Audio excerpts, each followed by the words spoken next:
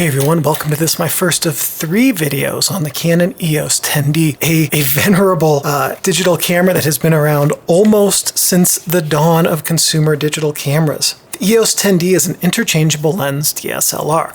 What does that mean? It means that at any point when you're not taking a photo, you can take the lens off and put another one on and you'll be a-okay. Digital single lens reflex camera means that it has a digital sensor behind the lens, and it uses a single lens that bounces light through the lens, or sends light through the lens to a mirror that was back here, up to the reflex housing and out to the viewfinder, where you have an optical viewfinder that you can use to compose your image. The camera has an APS H sized 6.3 megapixel CMOS sensor, so don't ever do what I'm about to do. I'm going to lift up the mirror here, and you can see behind the mirror there is a shutter. That shutter is a little bit bigger than the APS H-sized sensor. It has a TTL multi-mode meter with evaluative 9% and center-weighted metering. Basically what that means is you have 3 modes to choose from with metering.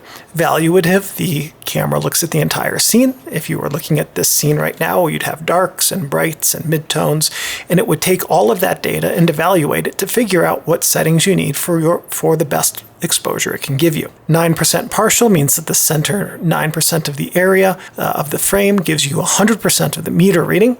I think that's adjustable. If so, we'll see that in video 3. And center weighted means that an area in the center of the frame gives you the majority of the metering information, but what's on the outside gives you a minority. In the second video, we'll talk about how each of those work, what they're for, and I'll show you some practical examples of how they're different, and specifically how the 9% metering is very useful. The shutter speed range on this camera is 30 seconds to 1/4000th. It also has bulb, and there's a 3 frame per second burst, which will last for 9 frames. The viewfinder on the back of the camera here, as we can see, has 0.88 magnification and 95% frame coverage. What does that mean? It means that what you see in here is about 88% of the size of what's going to reach the sensor. So, a good sized reduction there, which tells us that this camera really is meant for autofocus lens use. Now, the 95% frame coverage means, let's assume that what you're looking at right now is what will be on your sensor when you take a picture. What is in your optical viewfinder will be about 2.5% on each of the sides, and then the top and the bottom will be cut out of the viewfinder, but will be on the sensor. The ISO range is 100 to 3200. There's also an auto setting. The flash sync speed is 1/200th of a second. This is a stills only camera. It cannot record video. The target market for the Canon EOS 10D at the time that it was released was the mid-range user. At release, it was tiered behind the 1DS and the 1D, but above the 300D. It was Canon's mid-tier camera. It has excellent build quality. Empirically, every one of these I have held feels rock solid. They have held up very well. Everything about them is still lovely. What is it now, 20 years after they were released? It also has, however, being a mid-range camera, a lot of the silly modes that are found on the entry-level cameras, we'll go over those. Those are things like the different scene modes and so forth that are found on the entry-level cameras, but not on the professional tier. It was made by Canon in Japan from 2003 until 2004. It was preceded by the D60, followed by the 20D. Now, if you have your Canon EOS 10D, we're going to go over what everything on the camera is. And then in the second video, we'll talk about what everything does. And then in the third video, we'll cover all of the menus. So, starting here on the top, though, technically on the top and on one of the sides, these are your strap bars. And what these do is allow you to connect the camera strap to your camera.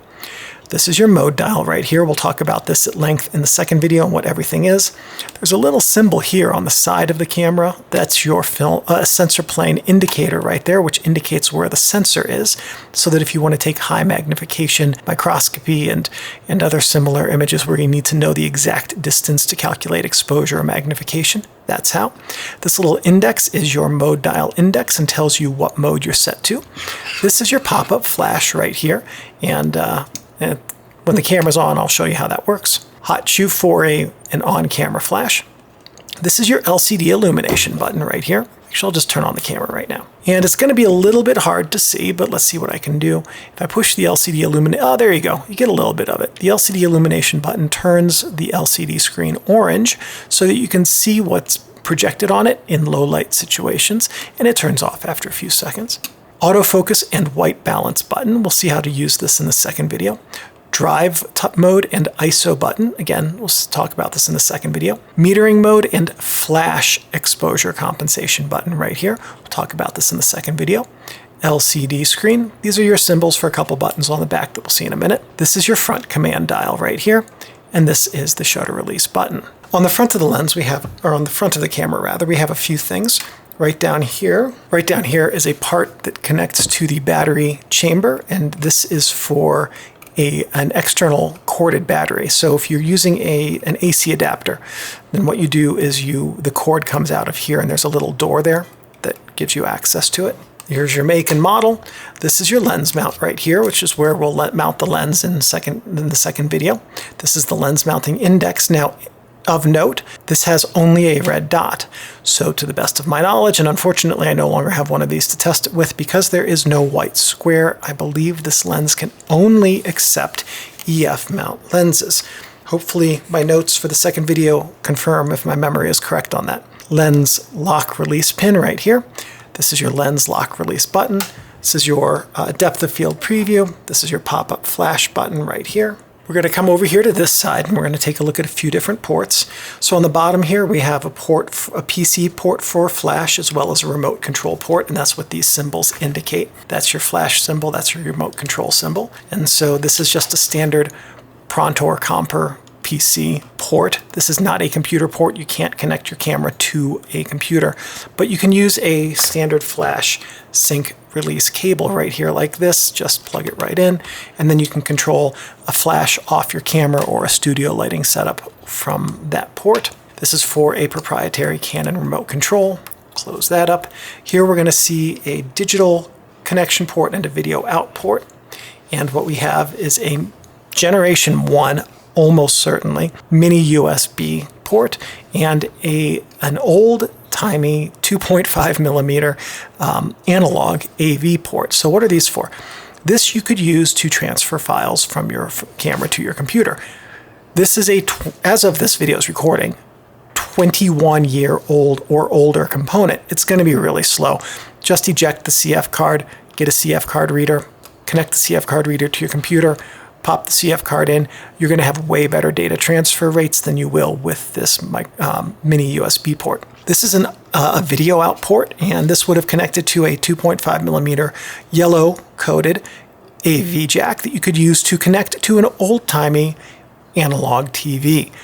Yeah, there's no HDMI on this. This is for analog TVs. That's how old this camera is. This could not be used to record video. This could be used to connect to an analog TV. Honestly, those two ports today, as of 2024, and honestly, this isn't going to change in the future, incredibly useless. Almost said useful. No, these are useless to you realistically. Honestly, if you have this rubber cap here, there's almost no reason to remove this part of it. These parts will still be useful. This won't.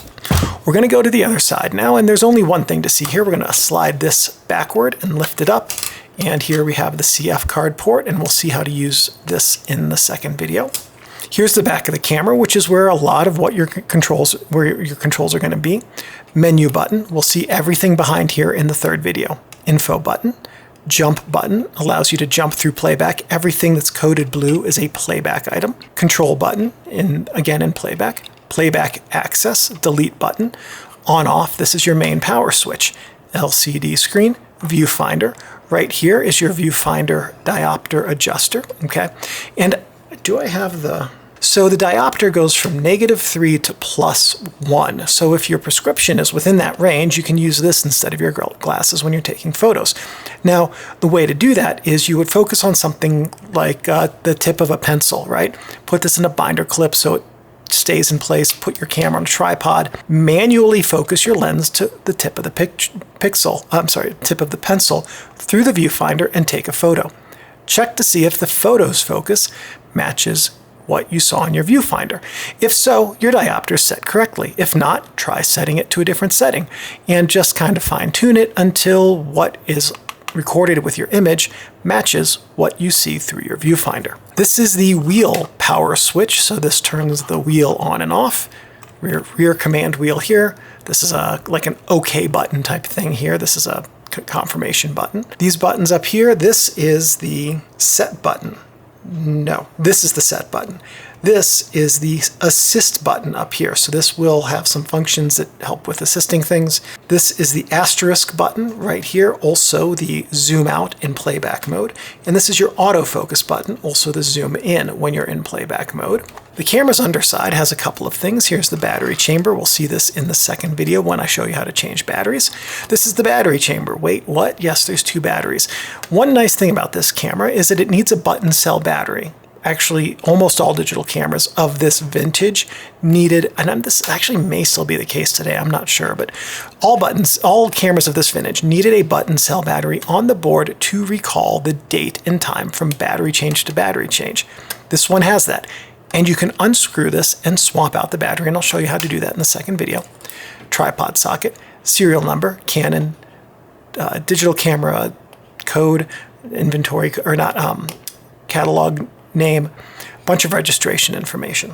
Now I do have some things not to do with your Canon EOS Digital 10D. The first thing is don't store it with the lens off and no lens cap. If you're going to store it with the lens off, what you want to do is grab an EOS lens cap and store it with the lens cap. This will keep dust as much as possible out of the shutter area. If you have dust in the shutter area, you're gonna get a lot of dust on your sensor. It's just a pain to clean it off all the time. So either store your camera with a lens on it or a lens cap if you don't have a lens, or don't want to store it with the lens on it. Next thing is don't touch the mirror that's behind the lens, and don't touch the shutter that's behind that, and don't touch the sensor that's behind that. Your finger oils can get on the mirror and tarnish it, or otherwise make your autofocus and metering less effective. On the shutter, your finger oils can cause it to work slowly, or worst case scenario, those shutter leaves are in tracks, and then the way that they work is they retract on each other like this whenever you take a photo.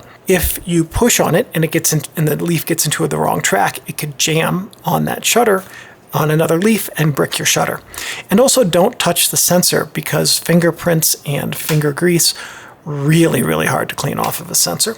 Don't leave your camera or lenses in a plastic bag or box unless you have a good and rechargeable desiccant pack. And the reason is because plastic is moisture permeable, and if moisture gets into that plastic bag or box, it will come to rest on your optics, either in your viewfinder system or in your lens, and that can cause fungus to grow. Fungus will affect your image quality in the lens or your ability to use your viewfinder if it's in your viewfinder. Don't leave your camera in your car.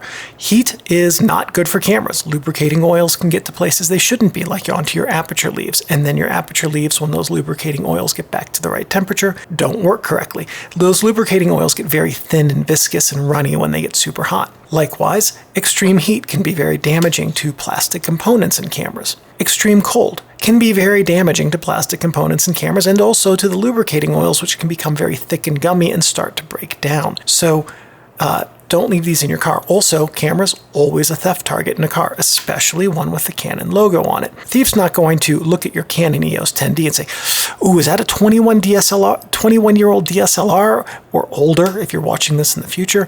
Or is that maybe, I don't know, something brand new? I'm just going to steal it." Because quite honestly, a lot of the modern R lineup cameras don't look meaningfully different from this at a glance. So don't let your EOS 10D get wet. Electronics and water don't cooperate.